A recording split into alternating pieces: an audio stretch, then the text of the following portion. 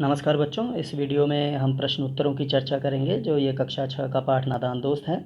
गलती से मैंने सारांश में कक्षा 7 बोला था। तो पहला प्रश्न है, अंडों के बारे में केशव और श्यामा के मन में किस तरह के सवाल उठे थे?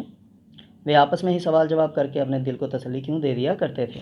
ठीक है बच्चों, पहला प्रश्न है।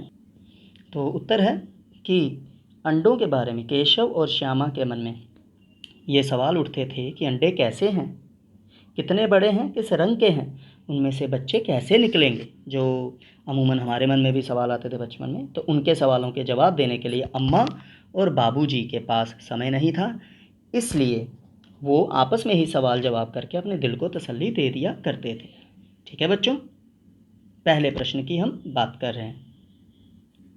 दूसरा प्रश्न है, केशव ने श्यामा से चिथड़े होते हैं बच्चों फटे हुए कपड़े जैसे, टोकरी और दाना पानी मंगाकर कारनिस पर क्यों रखे थे?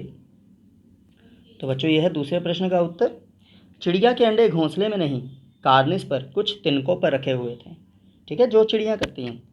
केशव ने श्यामा से चिथड़े मंगवाकर उनकी गद्दी बनाई और अंडों के नीचे रख दी। ठीक है, समझ आई बच्चों? तो चिथड़े वगैरह मंगाकर गद्दी बनाई और अंडों के नीचे रख दी।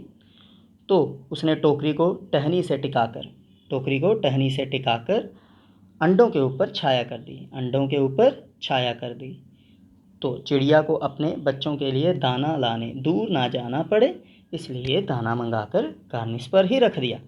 उन्होंने अपनी तरफ से भला ही किया था बच्चों ने, परंतु वो कहते हैं ना,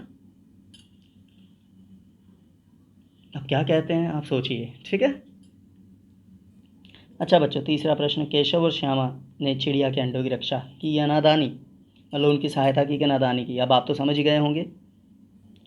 तो जो आपको पता है, केशव और श्यामा ने चिड़िया के अंडों की रक्षा करने की नादानी की।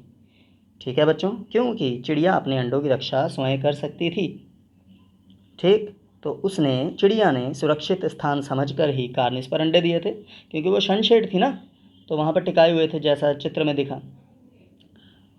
तो केशव और श्यामा ने अंडों की रक्षा करने के चक्कर में उन्हें छूकर गंदा कर दिया, जो आमतौर पर होता है।